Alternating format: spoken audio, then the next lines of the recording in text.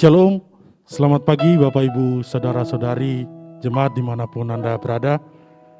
Ucap syukur kepada Tuhan karena atas penyertaannya, sehingga kita bisa kembali beribadah bersama walaupun tidak secara langsung bertatap muka.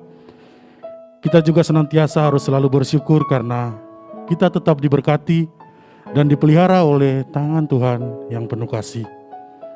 Mari Bapak Ibu, Saudara-saudari jemaat, kita siapkan hati dan pikiran kita untuk beribadah kepada Tuhan di saat ini. Saya undang Bapak Ibu Saudara-saudari sekalian untuk bersaat teduh sejenak. Sambil bersaat teduh, dengarkanlah panggilan berbakti yang terambil dari kitab Kisah Para Rasul 1 ayatnya yang ke-9. Sesudah ia mengatakan demikian, terangkatlah ia disaksikan oleh mereka, dan awan menutupnya dari pandangan mereka. Mari kita berdoa untuk melandaskan ibadah kita di saat ini. Ya Tuhan, dengan kepala kami tertunduk, namun hati kami terangkat kepadamu ya Tuhan, untuk menaikkan doa kami ini. Terima kasih Tuhan, untuk setiap kebaikan, berkat dan penyertaan-Mu dalam kehidupan kami. Sehingga kami masih ada sampai saat ini, kami senantiasa mengucap syukur atas semuanya itu. Terima kasih ya Tuhan, untuk saat yang indah ini, meskipun kami tidak bertemu secara fisik satu dengan yang lainnya, tetapi kami tetap bisa menikmati kehadiran Tuhan dalam ibadah kami saat ini. Engkau tolong kami ya Tuhan, supaya tidak ada yang mengganggu konsentrasi kami selama ibadah ini berlangsung, sehingga kami bisa terus fokus untuk menikmati hadirat Tuhan saat ini. Kami tetap fokus untuk beribadah kepadamu. Berkati setiap kami yang terlibat dalam ibadah hari ini ya Tuhan, baik MC, singers, pemain musik, dan hamba-Mu yang akan menyampaikan kebenaran firman-Mu, serta setiap orang yang mengikuti ibadah di saat ini. Kiranya ibadah yang kami laksanakan di saat ini dari awal pertengahan hingga pada akhirnya hanya mau jadi dalam nama-Mu saja ya Tuhan. Dan ajari kami selalu bersyukur atas nikmat yang Kau berikan, dan selalu memberikan yang terbaik untuk pelayanan kerajaan-Mu di tengah-tengah dunia ini ya Tuhan. Dalam nama Tuhan Yesus Kristus, kami telah berdoa dan mengucap syukur. Haleluya. Amin. Mari Bapak Ibu Saudara-saudari jemaat, dengan penuh sukacita dan sorak-sorai kita pujikan Ada Kuasa Dalam Nama Yesusku.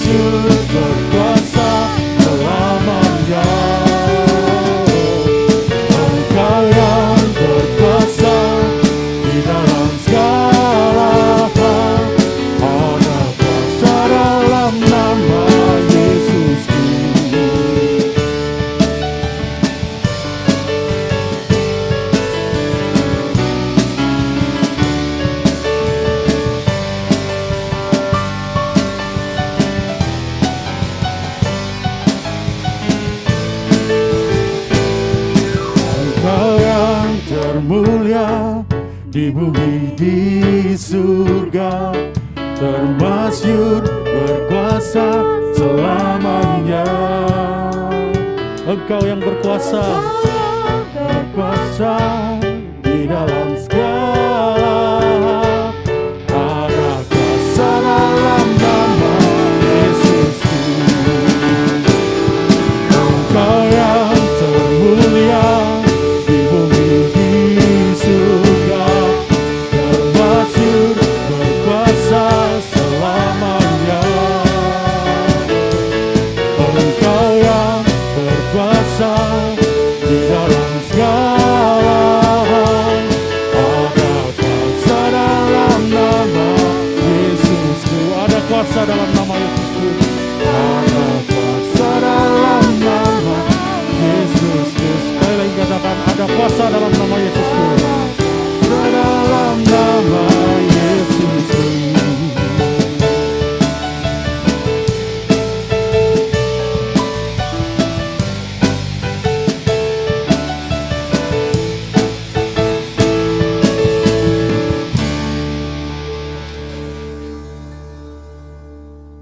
Pembacaan firman Tuhan terambil dari kitab Amsal 6 ayat 16 sampai 19 yang akan dibacakan oleh singers.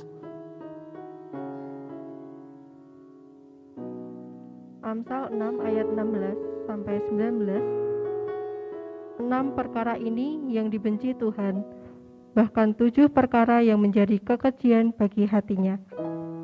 Mata sombong, lidah dusta, tangan yang menumpahkan darah orang yang tidak bersalah, hati yang membuat rencana-rencana yang jahat, kaki yang segera lari menuju kejahatan. Seorang saksi dusta yang menyembur-nyemburkan kebohongan dan yang menimbulkan pertengkaran saudara. Amin. Demikian firman Tuhan. Saat ini kita akan mendengarkan pemberitaan firman Tuhan yang akan disampaikan oleh Gembala Jemaat. Namun sebelumnya kita akan menaikkan pujian sebagai persiapan kita menyambut firman Tuhan yang akan disampaikan. Kita naikkan pujian dari nyanyian pujian nomor 101, Berikanlah Firman Hidup.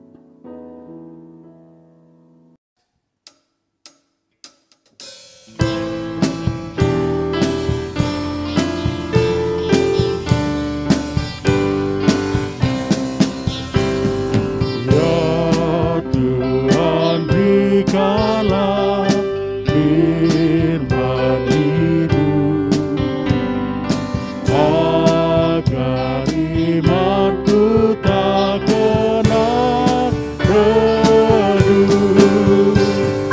Firman benar kekal yang ku rindu, jadi pedoman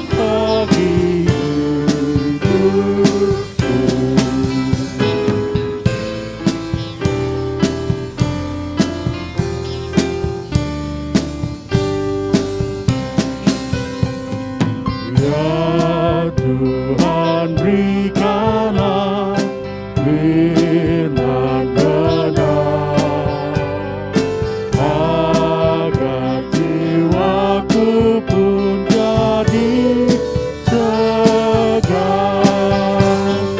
Ya firman-Mu penuh ajaran-Mu yang selalu menguatkan imanku.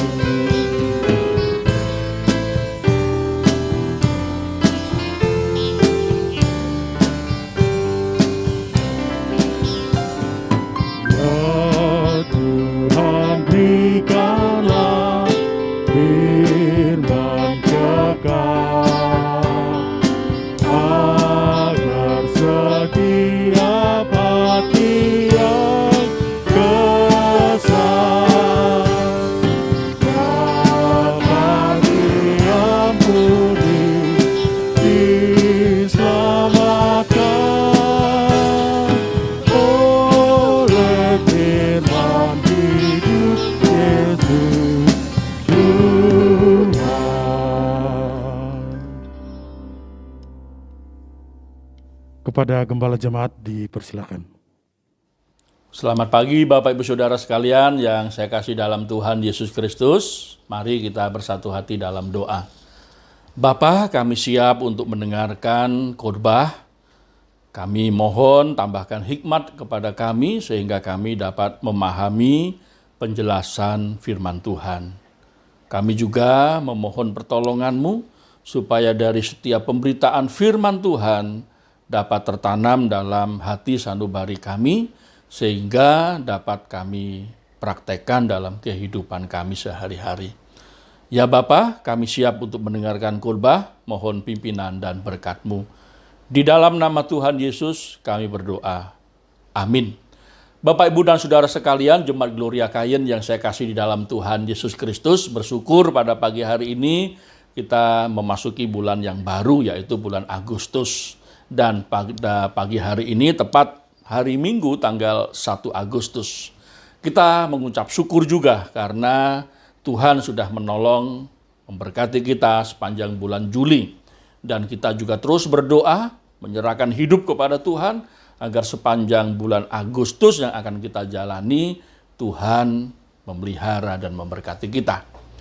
Khotbah pada pagi hari ini berkaitan dengan kemerdekaan bangsa dan negara kita, ulang tahun kemerdekaan pada tanggal 17 Agustus nanti. Bangsa kita tepat berulang tahun kemerdekaan yang ke-76. Dengan tema Indonesia Tangguh, Indonesia Tumbuh, ini menjadi pokok doa kita sebagai orang percaya agar bangsa kita menjadi bangsa yang tangguh dan akhirnya Indonesia tumbuh. Khotbah pada pagi hari ini saya beri judul Hidup Merdeka di dalam Tuhan, berdasarkan kitab Yohanes pasal 8 ayat 30 sampai 36. Demikianlah pembacaan firman Tuhan. Setelah Yesus mengatakan semuanya itu, banyak orang percaya kepadanya. Maka katanya kepada orang-orang Yahudi yang percaya kepadanya, "Jikalau kamu tetap dalam firman-Ku, kamu benar-benar adalah muridku, dan kamu akan mengetahui kebenaran, dan kebenaran itu akan memerdekakan kamu." Jawab mereka, "Kami adalah keturunan Abraham dan tidak pernah menjadi hamba siapapun. Bagaimana engkau dapat berkata, kamu akan merdeka?" Kata Yesus kepada mereka, "Aku berkata kepadamu, sesungguhnya setiap orang yang berbuat dosa adalah hamba dosa. Dan hamba tidak tetap tinggal dalam rumah, tetapi anak tetap tinggal dalam rumah. Jadi apabila anak itu memerdekakan kamu, kamu pun benar-benar merdeka." Bapak, Ibu, dan Saudara sekalian, Jemaat Gloria Kayen yang saya kasih dalam Tuhan Yesus Kristus, dari nas firman Tuhan ini kita menemukan satu pernyataan yang sangat agung bahwa Tuhan Yesus memberikan kemerdekaan hidup kepada semua orang. Di ayat demi ayat dari pasal 8 tadi, Tuhan Yesus berbicara di hadapan orang banyak. Di Bait Allah, disaksikan oleh orang-orang penganut mazhab Farisi dan para ahli Taurat. Dari situasi itu, Yesus dihadapkan untuk dicobai sebenarnya oleh ahli Taurat dan orang Farisi, yaitu Yesus dihadapkan pada perempuan yang kedapatan berbuat zina. Menurut hukum Musa, perempuan ini harus dilempari batu sampai mati. Apa pendapat Yesus? Kata mereka. Dan Tuhan Yesus dengan otoritasnya mengampuni perempuan yang kedapatan berbuat zina. Dan otoritas Tuhan Yesus juga menjelaskan dengan satu pernyataan bahwa akulah terang dunia. Barang siapa yang mengikuti aku, ia tidak akan berjalan dalam kegelapan, sebab orang yang mengikuti Yesus akan memiliki terang itu. Dan dari pernyataan yang Yesus nyatakan, Yesus katakan, di antara orang banyak itu tentu ada orang yang percaya. Nah, dari orang yang percaya itu Tuhan berkata, kalau kamu percaya, kamu adalah muridku. Dan kamu akan dimerdekakan, dan kamu benar-benar merdeka. Nah, jemaat yang dikasihi Tuhan Yesus Kristus, pernyataan yang disampaikan oleh Tuhan Yesus ini juga berlaku bagi kita hari ini. Kalau kita percaya kepada Tuhan Yesus Kristus, kita adalah murid Tuhan Yesus Kristus. Dan kita akan menjadi orang yang dimerdekakan dari belenggu dosa. Kalau kita sudah menerima kemerdekaan di dalam Tuhan, sekarang mari kita teliti dalam kehidupan saya dan saudara untuk menemukan ciri-ciri sebagai orang yang merdeka. Nah, kita harus mencari tahu, sudahkah saya memenuhi kriteria sebagai orang yang merdeka? Orang yang merdeka itu apa sih ciri-cirinya? Berdasarkan Injil Yohanes pasal 8 ayat 30 sampai 36 ini. Ayat 30 berkata, setelah Yesus mengatakan semuanya itu, banyak orang percaya kepadanya. Ciri-ciri orang yang mengalami kemerdekaan di dalam Tuhan. Yang pertama, mempercayai firman Tuhan. Ayat 31. Maka katanya kepada orang-orang Yahudi yang percaya kepadanya, jikalau kamu tetap dalam firman-Ku, kamu benar-benar adalah murid-Ku. Dan kamu akan mengetahui kebenaran, dan kebenaran itu akan memerdekakan kamu. Setiap orang yang percaya bahwa Yesus adalah Tuhan dan Juru Selamat akan beroleh anugerah keselamatan. Akan menjadi orang yang merdeka. Merdeka dari apa? Sebenarnya setelah manusia pertama Adam dan Hawa jatuh dalam dosa, semua orang telah berbuat dosa dan telah kehilangan kemuliaan Allah. Ini tidak bisa dibantah lagi. Jadi sebenarnya saya dan saudara mengakui atau tidak, kita orang berdosa. Dan tinggal tunggu, sebenarnya tinggal tunggu waktunya saja. Perbuatan dosa itu akan terlihat sebenarnya. Benihnya sudah ada, tinggal pertumbuhannya dan buahnya. Tetapi syukur kepada Tuhan, kita diselamatkan. Pada saat kita mendengarkan Injil keselamatan dan kita merespon, itu artinya iman, ya, sikap hati untuk bertobat. Bertobat dari apa? Dari dosa, jelas. Dengan satu kesadaran bahwa kita ini orang berdosa, dan kita menyetujui bahwa kita orang berdosa memang menurut firman Tuhan. Dan kita mohon ampun kepada Tuhan Allah. Setelah itu kita percaya bahwa Yesus sudah mati menanggung dosa kita. Sehingga sekarang kita hidup bukan untuk hidup menanggung dosa, tapi hidup menggantikan Yesus yang sudah menanggung dosa kita. Bapak, Ibu, dan saudara sekalian, mengapa orang-orang yang mengalami kemerdekaan di dalam Tuhan harus mempunyai ciri khas, yaitu mempercayai firman Tuhan. Percaya firman Tuhan. Mengapa kita percaya firman Tuhan? Jelas, Allah kita adalah Allah yang hidup, Allah yang berbicara, yang bisa didengar. Di Taman Eden, manusia pertama Adam dan Hawa mendengar firman-Nya. Dan tentu kalau mendengar itu ada bahasa, bahasa Ibrani, bahasa yang sampai hari ini masih eksis, ya. Tidak termasuk dari peristiwa Menara Babel yang bahasanya dikacaukan oleh Tuhan Allah itu. Nah, dengan bahasa itulah Allah berkomunikasi. Dan oleh para nabi dan para rasul, firman-Nya itu ditulis dan dibukukan. Sehingga hari ini kita mempunyai firman Tuhan yang tertulis, yaitu Alkitab, firman-Nya. Jemaat yang dikasihi Tuhan Yesus Kristus, dengan mempercayai firman Tuhan, bahwa firman Tuhan ini menjadi dasar dari perilaku hidup kita dan perilaku berjemaat kita, maka saya dan saudara menjadi murid Tuhan. Yaitu kumpulan orang percaya, yaitu eklesia milik Tuhan, yang hidup didasari atau berlandaskan firman-Nya yang tertulis. Sehingga kita benar-benar menjadi orang yang merdeka. Di pasal 8 kita juga diberitahukan bahwa ada peristiwa pada waktu itu, di mana Yesus dihadapkan pada perempuan yang kedapatan berbuat zina. Ahli Taurat, orang-orang Farisi, sengaja mau mencobai Yesus dengan menghadapkan pada hukum Musa. Berdasarkan hukum Musa, perempuan ini harus dilempari batu sampai mati. Nah, apa yang Yesus lakukan? Nah, ini sangat menarik, Bapak Ibu Saudara yang dikasihi Tuhan Yesus Kristus.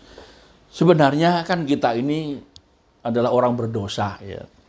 Seharusnya sesama orang berdosa itu harus cari tahu bagaimana cara yang dari Tuhan Allah untuk menyelesaikan dosa.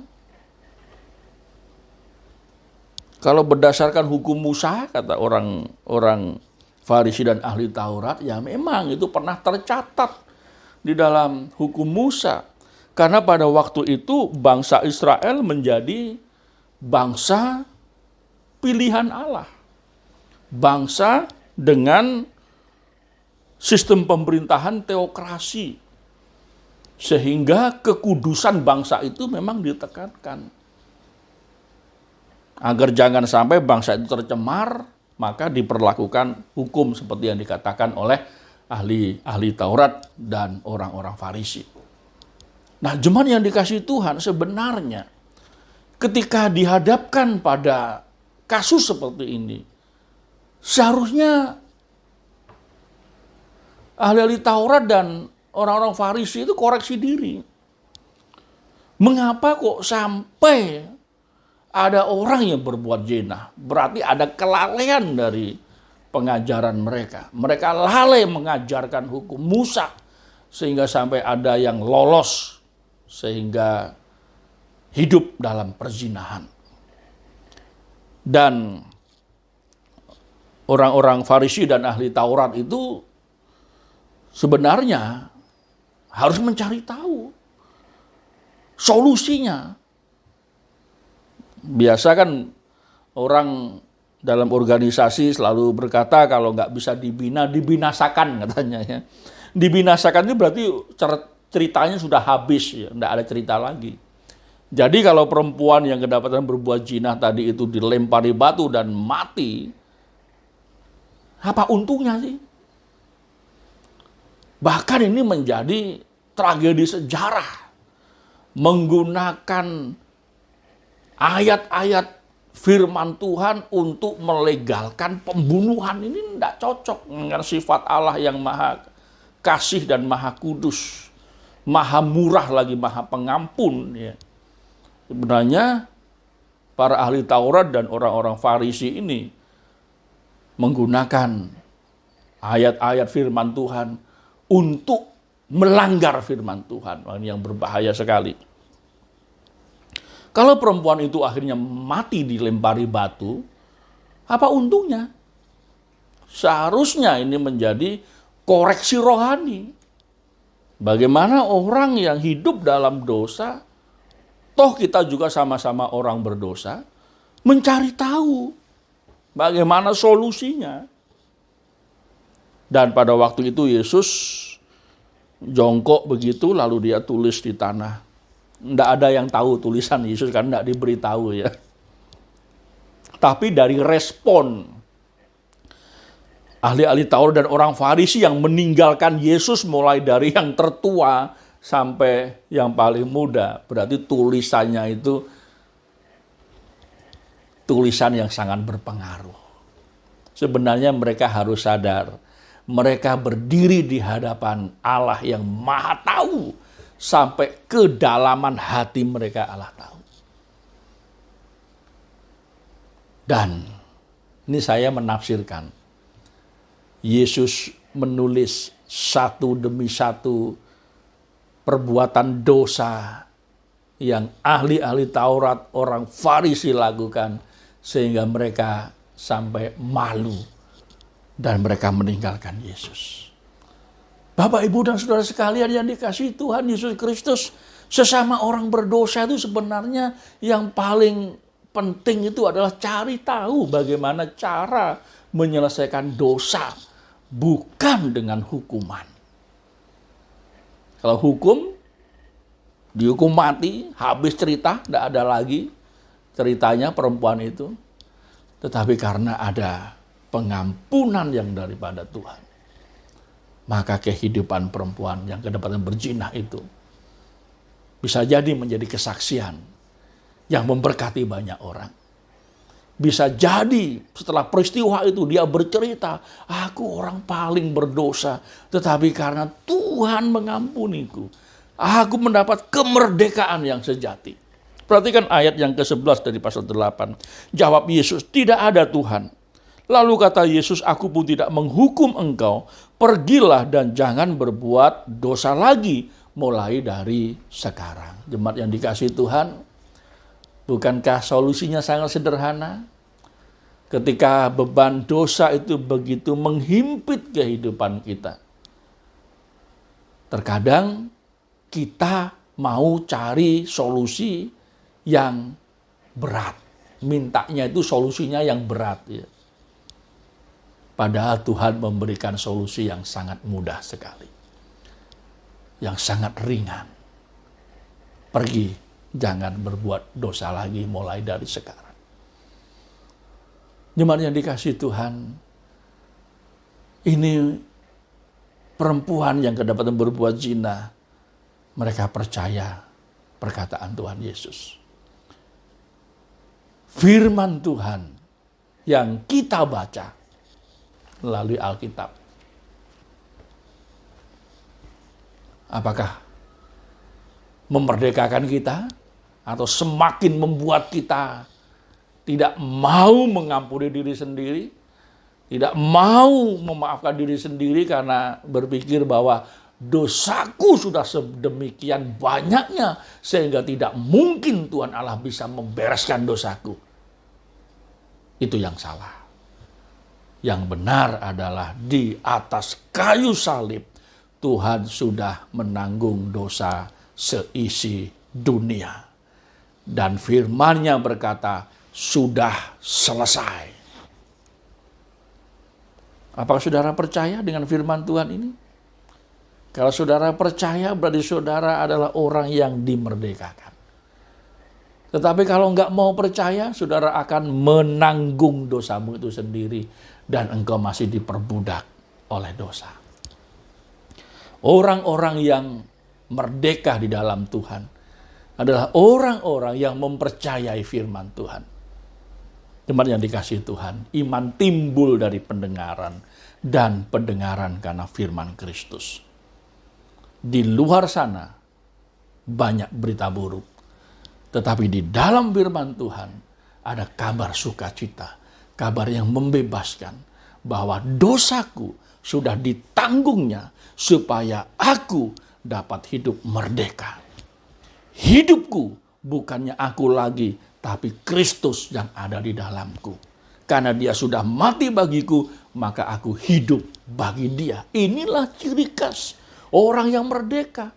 Hidupnya didasari oleh firman Tuhan. Firman Tuhan yang menjadikan saya dan saudara mengerti kebenaran dan kebenaran itu yang memerdekakan kita. Sehingga ringan beban kita. Kita tidak lagi dihantui oleh perasaan bersalah. Kita tidak lagi dihantui oleh dosa yang begitu mencengkeram. Dan iblis selalu mendakwa kita. Hai kamu orang berdosa. Hai kamu orang berdosa. Tetapi saat kita melihat salib Yesus, dia sudah tanggung itu semuanya. Dan kita dibenarkan. Karena apa? Karena kita percaya firman-Nya. Yang kedua, orang yang mengalami kemerdekaan di dalam Tuhan, yang kedua, mengaplikasikan pengampunan. Artinya pengampunan yang kita terima itu kita terapkan dalam kehidupan sehari-hari kita. Kata Yesus kepada mereka, aku berkata kepadamu, sesungguhnya setiap orang yang berbuat dosa adalah hamba dosa. Tanpa pengampunan di dalam Tuhan Yesus, kita akan tetap menjadi hamba dosa. Itulah sebabnya pengampunan yang kita terima harus kita aplikasikan. Kita terapkan dalam kehidupan sehari-hari dengan sesama kita. Rasul Petrus bertanya, Tuhan, sampai berapa kali aku harus mengampuni? Sampai 7 kali 7, kata Petrus. Kata Tuhan Yesus, oh enggak ya, 70 kali 7 kali ya. Artinya apa? Sebenarnya selagi kita masih hidup itu Bapak Ibu Saudara yang dikasihi Tuhan, setiap orang punya kesempatan untuk bertobat dan percaya Yesus. Itulah sebabnya yang dilakukan Yesus kepada perempuan yang kedapatan berzina itu, dia tidak menjatuhkan hukuman. Seperti yang dilakukan oleh ahli Taurat dan orang Farisi itu. Kalau dilempari batu hari itu, selesailah urusannya dan tidak ada dampaknya apa-apa. Tetapi perempuan yang Tuhan katakan, pergilah, aku tidak menghukum engkau. Dan mulai hari ini jangan berbuat dosa lagi. Saudara tahu dampaknya? Setiap orang yang sudah dibereskan oleh Tuhan, dia akan juga bisa membereskan orang lain. Dirinya sudah beres di dalam Tuhan. Mengaplikasikan pengampunan. Apakah masih ada menyimpan dendam, amarah, kebencian? Aplikasikan. Sebegitu banyaknya dosaku sudah ditanggung olehnya, lunas, terbayar di atas kayu salib. Apakah kita masih mengingat-ingat dosa, kesalahan orang lain? Aplikasikan pengampunanmu kepada mereka. Tuhan sudah mengampuni kita dan bagian kita adalah memaafkan. Ya namanya hidup kan ada salah-salah kata, ya. Ada salah ucap, salah perilaku. Ya. Jadilah orang yang dengan murah hati, ya, panjang sabar, dibuat ringan segala tanggungan beban hidup itu dengan apa? Belajarlah mengaplikasikan pengampunan yang daripada Tuhan dengan mengampuni, memaafkan, tidak dipikir lagi. Kadang kita selalu mengingat-ingat, ya, bahkan menghitung kesalahan kita, dosa pelanggaran kita. Tapi ketika kita datang kepada Tuhan, sejak penyaliban anak tunggal Allah yang Maha Kasih itu, semua sudah ditanggungnya selesai. Lalu mau hitung apa lagi kamu? Masa dengan sesama kita saja kita masih menyimpan dendam, kemarahan, kebencian yang sebenarnya itu menjadi sampah dalam jiwa kita, menjadi belenggu. Ya. Kita tidak bisa menikmati hidup sebagai orang yang bebas, merdeka. Orang yang merdeka itu kan tidak mikir lagi, udahlah. Sama-sama kita ini pernah berbuat salah. Sama-sama kita punya kekhilafan. Ya. Udah selesai, sudah. Tidak ada lagi yang perlu dipersoalkan. Kita saling mengasihi lagi. Harus dengan tulus tapi loh ya. Dengan kesungguhan hati, jangan pura-pura. Nah, cuman yang dikasih Tuhan, Yohanes 8 ayat 12, maka Yesus berkata pula kepada orang banyak, katanya, akulah terang dunia, barang siapa mengikuti aku, ia tidak akan berjalan dalam kegelapan, melainkan ia akan mempunyai terang hidup. Ayo kita aplikasikan ya, pengampunan yang daripada Tuhan, yang sudah kita terima. Karena kita ini mempunyai terang hidup. Karena kita percaya kepada Yesus, mengikut Yesus, ya. maka kita tidak berjalan dalam kegelapan. Orang yang berjalan dalam kegelapan, dia tidak punya penuntun. Itulah sebabnya pemazmur Raja Daud berkata, Tuhan adalah gembalaku. Sekalipun aku berjalan dalam lembah kekelaman, aku tidak takut. Sebab gadamu dan tongkatmu itulah yang memelihara aku. Bersyukur kita punya Tuhan Yesus. Bersyukur kita percaya Yesus. Kita menjadi murid Tuhan. Katanya tadi, kalau kamu percaya, kamu jadi muridku. Murid itu ikut gurunya. Dan kalau kita ikut dia, kita tidak jalan dalam kegelapan lagi. Sebab dia terang. Sehingga saya dan saudara mempunyai terang itu dan kita bisa berjalan di tengah dunia yang semakin gelap oleh tipu daya si iblis. Kita punya terang. Sehingga saya dan saudara dapat terhindar dari bahaya. Kapal yang berlayar. Nahkoda akan tahu kalau ada lampu mercusuar itu ya.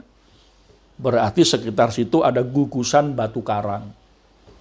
Yang sangat berbahaya kalau kapal itu masuk ke zona batu karang itu, pasti dia akan karam, nanti nabrak itu kapal itu ke batu karang. Itulah sebabnya ada mercusuar. Celakanya lagi kalau lampu mercusuar itu tidak menyala. Itu yang berbahaya. Itulah sebabnya Tuhan melalui Rasul Paulus berkata di dalam surat 1 Timotius pasal 3 ayat 15 bahwa saya dan saudara adalah jemaat milik Tuhan, tiang penopang dan dasar kebenaran. Demikianlah firman Tuhan. Jadi jika aku terlambat, sudahlah engkau tahu bagaimana orang harus hidup sebagai keluarga Allah, yakni jemaat dari Allah yang hidup, tiang penopang dan dasar kebenaran. Jemaat Tuhan bagaikan mercusuar yang harus tetap ada penjaganya dan harus tetap menyala lampunya. Sebab di laut lepas sana pada malam hari sangat gelap sekali di tengah lautan, itu kapal akan tahu di sana ada zona batu karang, gugusan batu karang. Sehingga nahkoda akan semakin menjauh dari bahaya. Jemaat Tuhan, keluarga Allah, tiang penopang, dasar kebenaran. Orang yang sudah menerima pengampunan dari Tuhan. Kita aplikasikan pengampunan itu. Dengan Injil keselamatan yang kita beritakan. Sehingga orang yang hidup dalam kegelapan itu melihat terang itu dan mereka akan terhindar dari mara bahaya. Jemaat yang saya kasih dalam Tuhan Yesus Kristus, itulah ciri khas orang yang sudah dimerdekakan di dalam Tuhan. Mengaplikasikan pengampunan yang dari Tuhan. Yang ketiga, merayakan kehidupan baru. Kapan kita hidup baru, lahir baru? Saat kita bertobat, percaya Yesus. Makanya pada saat kita dibaptis itu ya, ada ucapan selamat hidup baru dalam Tuhan. Artinya kita sekarang sudah menjadi murid Tuhan. Sudah menjadi orang Kristen lahir baru. Mengapa selalu ditekankan orang Kristen lahir baru? Ya karena kita semakin mengerti kebenaran, kita ini menjadi pelaku firman Tuhan, menjadi pelaku kebenaran. Kita tidak hidup mengenakan manusia lama lagi, tapi mengenakan manusia baru dengan segala aktivitas yang memuliakan Tuhan dan yang berguna bagi sesama. Merayakan hidup baru. Kalau kita sudah meninggal itu biasanya diperingati dengan merayakan hidup kekal di surga ya. Jadi judulnya itu bukan memperingati 3 harinya, 7 harinya, 40 harinya ya. Tapi memperingati hidup kekalnya di surga ya. Jemaat yang saya kasih dalam Tuhan Yesus Kristus, orang-orang yang sudah dimerdekakan oleh Tuhan, orang-orang yang sudah menerima pengampunan yang daripada Tuhan, orang-orang yang sudah lahir baru adalah orang-orang yang bisa merayakan hidup barunya. Ada Mother Teresa yang memberi makan orang miskin. Dia menjadi contoh orang yang sudah menunjukkan kemerdekaannya sehingga dapat merayakan kasih kepada sesamanya. Baru-baru ini di berita kita juga tahu ada seorang yang sudah meninggal memberikan wasiatnya untuk mewariskan kekayaannya yang berjumlah 2 triliun untuk penanganan COVID-19 ya, luar biasa. Bahkan ada komentator yang mengatakan orang sekaya pendiri Microsoft maupun pendiri Tesla aja tidak sebanding dengan dia. Bill Gates maupun yang pendiri Tesla itu menyumbangkan dananya ke yayasannya. Sebenarnya hanya untuk diberikan ke yayasannya supaya yayasan yang kalau ini enggak. Dia menyumbangkan 2 triliun. Nah, jemaat yang dikasihi Tuhan, ini menjadi cerita yang indah ya. Jadi orang-orang yang sudah dimerdekakan oleh Tuhan ini seharusnya kita merayakan kehidupan ini dengan sukacita. Jangan hidup seperti orang yang ya kelihatannya merdeka tapi nggak merdeka. Dengan uangmu gimana? Dengan harta kekayaanmu, apakah engkau menjadi orang yang merdeka dengan kekayaanmu? Itu ada orang yang, saudara bisa bayangkan saja, ada orang yang secara kekayaannya ya cukuplah kalau cuma untuk beli bakso, mie ayam, soto begitu ya. Tapi ada orang-orang yang nggak merdeka dengan uangnya. Untuk membeli soto, untuk membeli mie ayam, untuk membeli bakso saja, dia dibelenggu. Hanya pengen saja, nggak mau beli. Mungkin nunggu orang lain traktir dia ya. Tapi memang ada orang-orang seperti itu. Untuk mengeluarkan uangnya dari dompetnya atau dari bawah bantalnya untuk beli sesuatu yang untuk dirinya sendiri saja. Itu tidak ada kemerdekaan. Kita harus merdeka. Merdeka untuk merayakan kehidupan ini. Berbagi kasih, berbagi sukacita. Kadang-kadang kita cuma berkata wow saja ya. Kalau ada berita, wah ada orang nyumbang 2 triliun. Wow, kita terbelalak. Ya. Ada itu di berita orang bawa motor, lalu dia parkir motornya di lampu merah itu dia bawa uang 1 tas. Setiap orang inilah dikasih uang, ini uang PPKM, katanya ini uang PPKM. Orangnya terkejut. Ada yang uangnya tuh dikasih selotip lalu ditempel di baju orang. Orang tukang becak lagi tidur-tidur jadi kaget dia. Oh, uang tas 1.000. Kadang kita hanya berdecak kagum, wow gitu ya. Tapi coba kita sebagai orang yang sudah dimerdekakan, kita merayakan kehidupan, merayakan kemerdekaan. Singkat katanya itu kalau kita hanya dengar, lihat berita, kita hanya berdecak kagum, wow, mbok sekali-kali kita yang melakukan.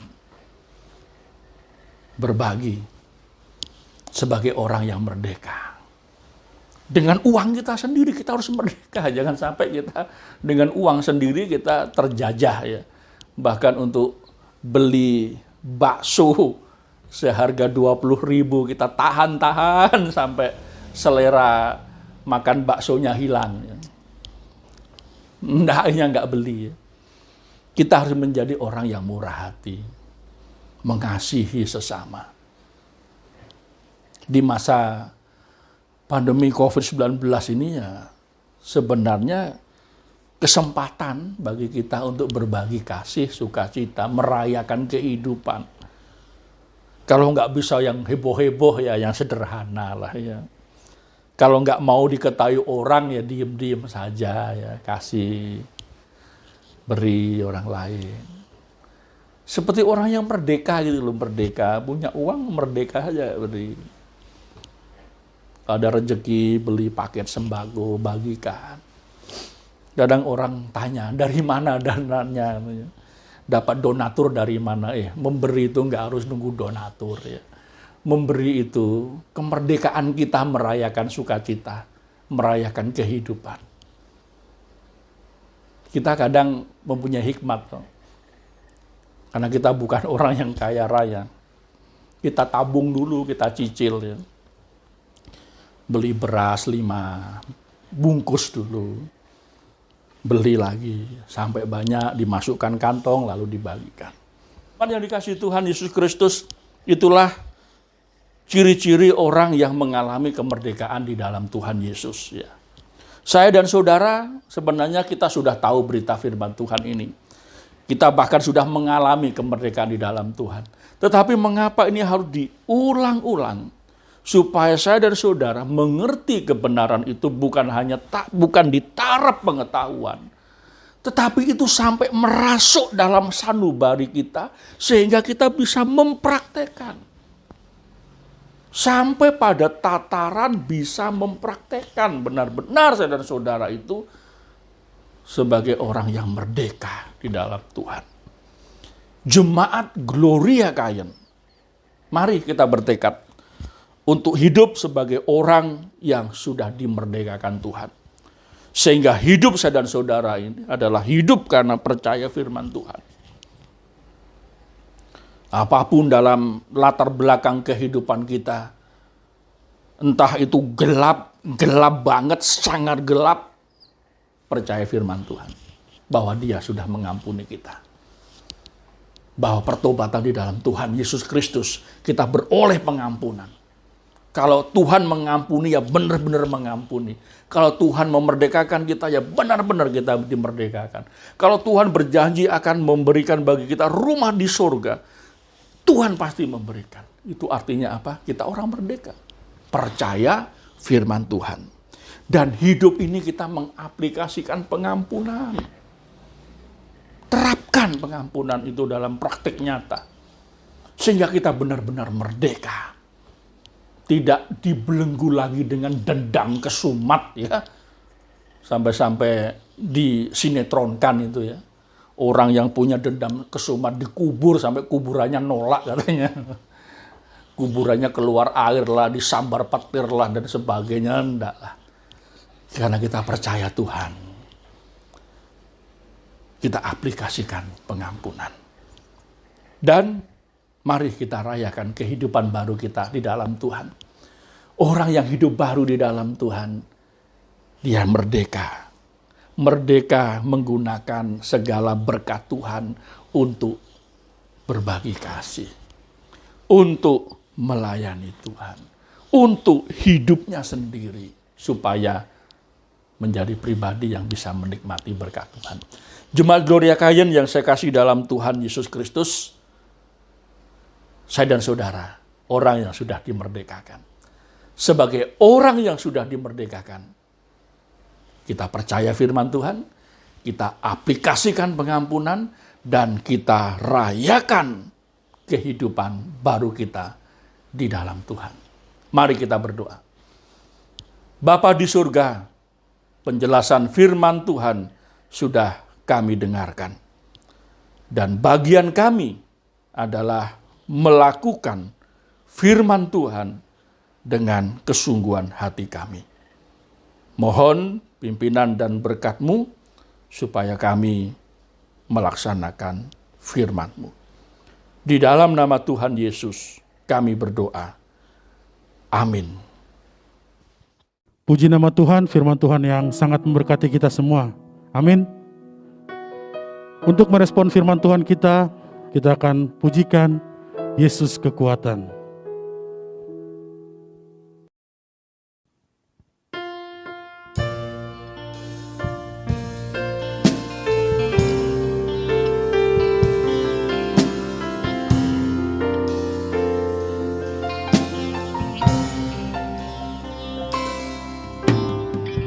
Hanya Engkau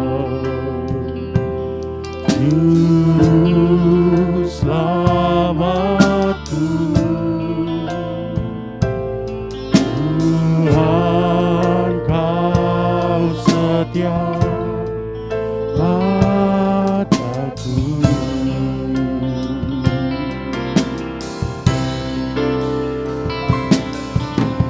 Yang ku pegang hanya janji-Mu. Ku percayakan hidupku.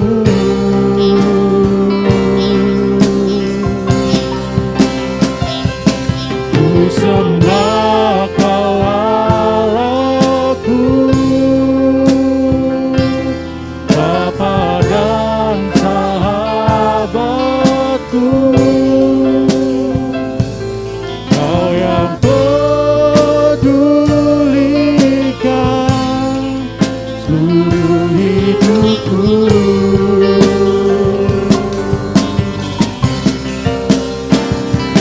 Walau lewati lembah, aku tak ditinggalkan. Yesus kekuatan di hidupku. Ku sembah Kau Allahku, ku sembah Kau Allahku, Bapa dan sahabatku. Kau yang pedulikan seluruh hidupku.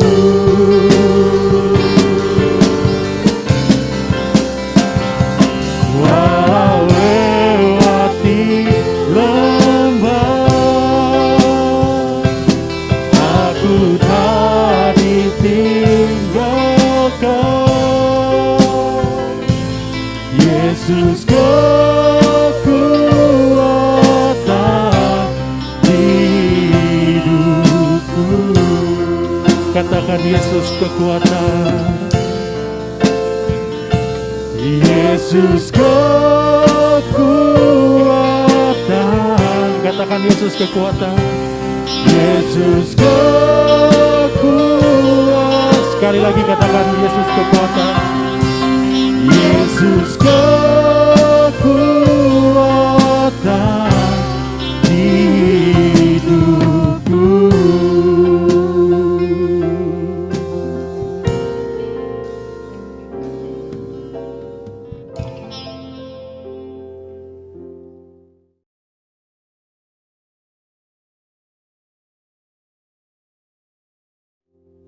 Doa penutup dan doa berkat akan dipimpin oleh Gembala Jemaat. Dipersilakan. Bapak, Ibu, dan Saudara sekalian, Jemaat Gloria Kayen yang saya kasih di dalam Tuhan Yesus Kristus, rangkaian kebaktian kita sudah selesai dan mari kita menutup dalam doa. Bapa di surga, kami bersyukur kesempatan berbakti memuliakan Engkau melalui kebaktian pada pagi hari ini sudah selesai. Kami diberkati melalui puji-pujian dan penjelasan firman Tuhan. Untuk itu ya Bapa, kami siap menjalani kehidupan ini. Kami memohon Engkau memberkati kami, sehingga hidup yang kami jalani ini adalah hidup untuk menyenangkan hati Tuhan dan berguna bagi sesama. Pada saat kami menjalani kehidupan ini, kiranya berkat yang bersumber dari Allah Bapa di surga, kasih setia dari Tuhan Yesus Kristus, dan persekutuan di dalam Roh Kudus menyertai kami dari sekarang sampai Maranatha. Di dalam nama Tuhan Yesus kami berdoa dan mengakhiri kebaktian pagi ini. Amin. Kiranya Engkau memberkati aku berlimpah-limpah dan memperluas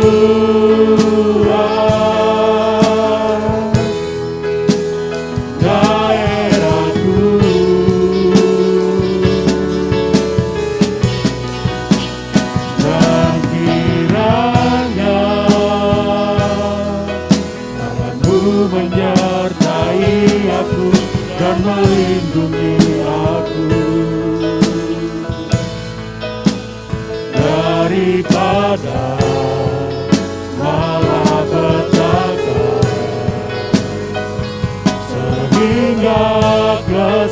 kita tidak menimpa aku. Bapak, Ibu, dan saudara sekalian, setelah Jemaat Gloria Kayen yang saya kasih dalam Tuhan Yesus Kristus, selamat hari Minggu dan selamat menjalani kehidupan ini dengan satu keyakinan bahwa Tuhan senantiasa memelihara dan memberkati kita. Salam Maranatha.